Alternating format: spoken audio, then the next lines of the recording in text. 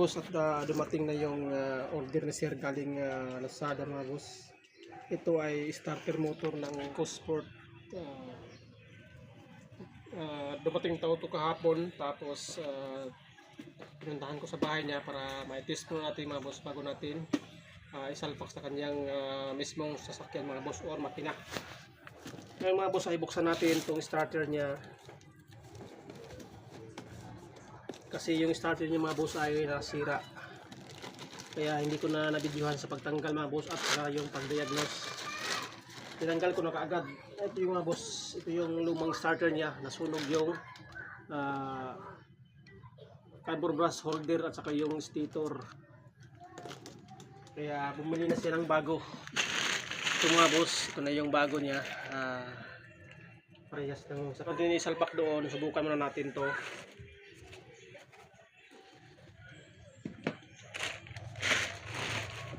Talagang bagong-bago mga boss.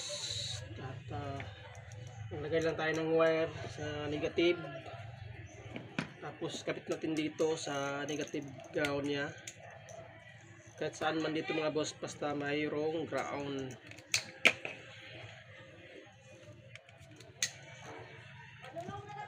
Yan. Positive mga bossing. Itong positive. Ito. Kapit natin dito sa malaking bolt.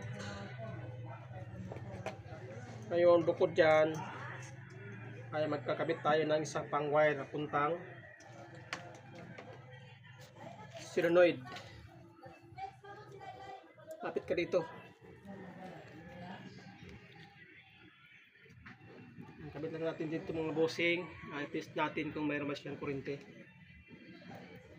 Ayun na mga boss, meron. Tapos pwede na natin subukan. Sundutin na natin itong galing solenoid mga boss. Ito subukan natin.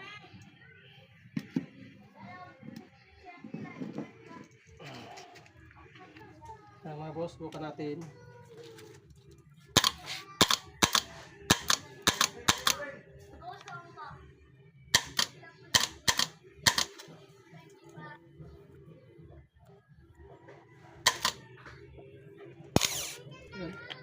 Yun mga boss, nakabit ko na yung starter ng Ford EcoSport mga boss.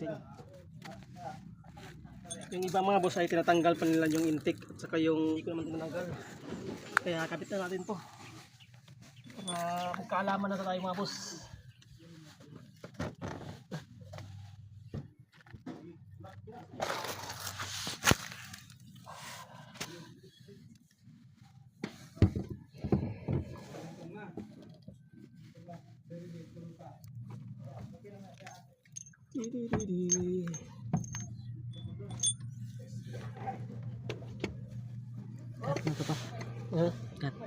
Okay. Sa kabit ko na yung starter at sabi ng iba at kailangan daw tanggal din tong intake at saka yung exhaust ng sasakyan. Sa akin mga boss, hindi ko na tinanggal kasi pwede naman tanggalin natin na hindi, pwede natin tanggalin ng starter na hindi tanggalin yung intake. Ito mga boss, itong hose ng vacuum, tapos itong throttle body, takot itong hose ng galing ng radiator ito.